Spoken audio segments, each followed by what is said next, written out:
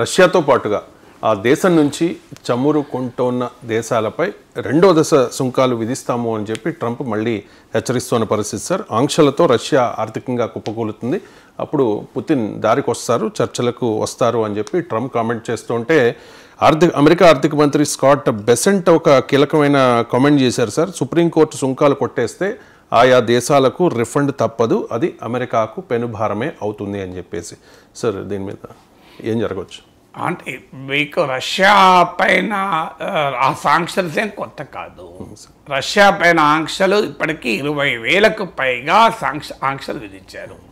Putin ఏమీ ఏకాకి కాలేదు. వెస్ట్రన్ క్యాలిక్యులేషన్స్ అన్నీ ఫెయిల్ అయ్యాయి పుటిన్ విషయంలో. వాళ్ళు అనుకున్నది రష్యన్ ఎకానమీ కొలాప్స్ అవుతుంది, ఇంకేం కొత్త శాంక్షన్స్ విధిస్తారు. ఇప్పటికే 20,000 రకాల శాంక్షన్స్ విధించారు. అమెరికన్ కంపెనీస్ అన్నీ రష్యా వదిలి వెళ్ళాయి. రష్యాకున్న ఫారిన్ ఎక్స్చేంజ్ను స్తంభింపజేశారు, డాలర్లను, వేల కోట్ల డాలర్లను స్తంభింపజేశారు. రష్యన్ ఎగుమతుల రష్యన్ ట్రేడ్ పైన ఆంక్షలు విధించారు.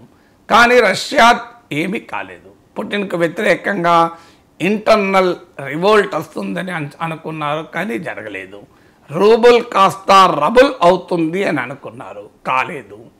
ఇప్పుడు కొత్తగా అసలు పుటిన్ ఇంటర్నేషనల్గా ఏకాకి అవుతాడో అని అంచనా వేశారు, కాలేదు. ఇప్పుడు మళ్ళీ కొత్త ఆంక్షలు, సెకండరీ శాంక్షన్స్ అంటారు. అంటే రష్యా పైన ప్రత్యక్షంగా వేయకుండా రష్యాతో ఆయిల్ ట్రేడ్ జరుపుతున్న దేశాలపైన ఆంక్షలు విధిస్తాం. తద్వారా రష్యా ఆయిల్ అమ్ముకోలేకుండా పోతుంది.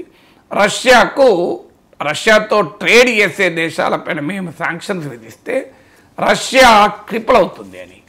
అందువల్ల ఇప్పటిదాకా ఇన్ని శాంక్షన్స్ విధిస్తేనే పుటిన్ ఏమీ చేయలేక ఇలా ట్రంప్ అలాస్కాలో పుటిన్కు రెడ్ కార్పెట్ వేయాల్సిన పరిస్థితి వచ్చింది.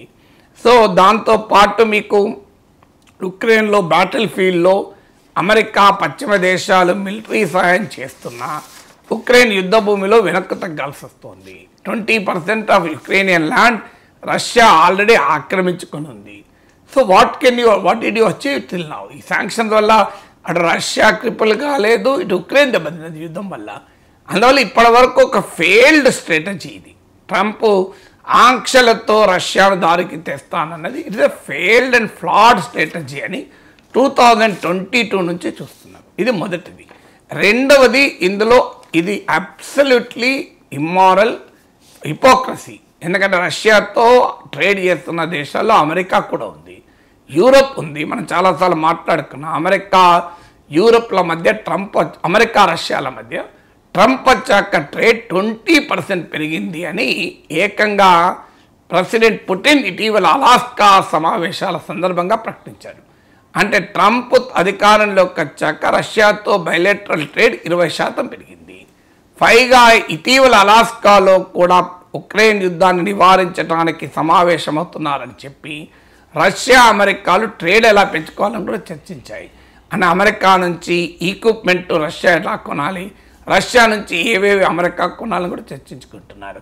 ఇక రష్యన్ ఎనర్జీ ట్రేడ్, అసలు first Russian oil is not a sanction commodity. Russia నుంచి చమురు కొనవద్దని ఇంతవరకు పూర్తి నిషేధం ఎక్కడా లేదు.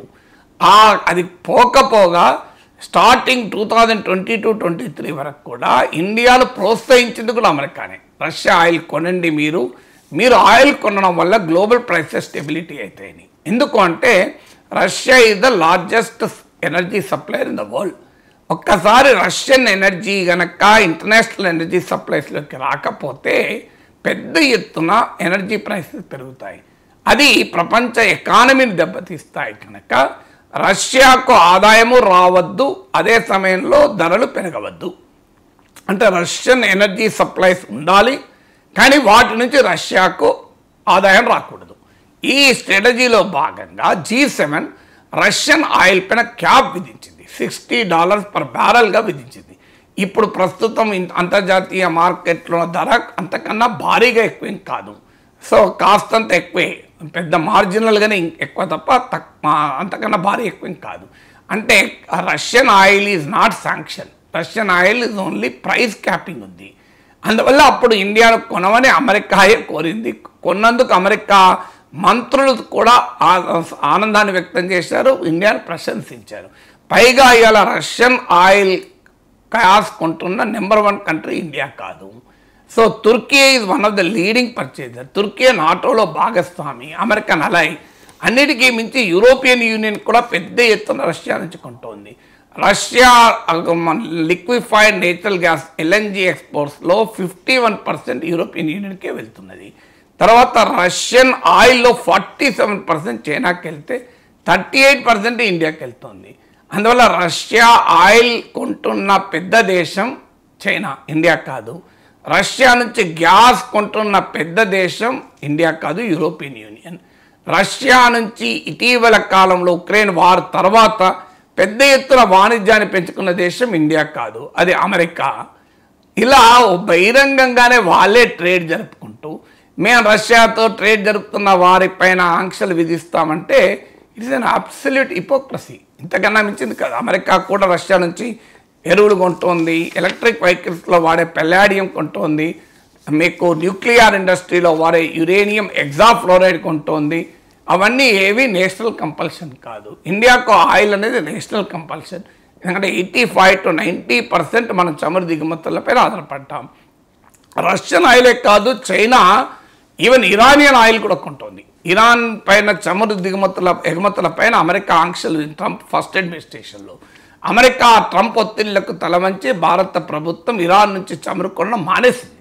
ఆ రోజుల్లో మనం 10 to 12% మన ఇంపోర్ట్స్ ఇరాన్ నుంచి ఉండేవి. కానీ దాని లాభం చైనా పొందింది. ఇవాళ ఇరాన్ ఎగుమతి చేస్తున్న ఆయిల్లో 90% చైనా చాలా చౌకగా కొనేస్తుంది. ఇప్పుడు రేపు జరగబోయేది ఏంటి? ఈ రష్యన్ ఆయిల్ పైన మీరు ఆంక్షలు విధిస్తే ఇండియా కొనకపోతే చైనా కొంటుంది. చైనాని ఏం చేయగలిగారు? ఇరాన్ నుంచి కొంటుంది కదా. అంటే ఏం జరుగుతున్నది మీరు అంటే క్లియర్గా చైనాను బలోపేతం చేయడానికి ఈ చర్యలు ఉపయోగపడతాయి. రష్యా వీక్ కాదు, చైనా బలపడుతుంది ట్రంప్ ఎత్తుగడల వల్ల. భారత్ను ట్రంప్ టార్గెట్ చేస్తే జరిగేది ఏంటి? రష్యా వీక్ కాదు, చైనా బలపడుతుంది. ఇది మరి ఏ రకంగా అమెరికాకు ఉపయోగపడుతుంది, వెస్ట్కు ఉపయోగపడుతుంది, ఇది క్వశ్చనే కదా.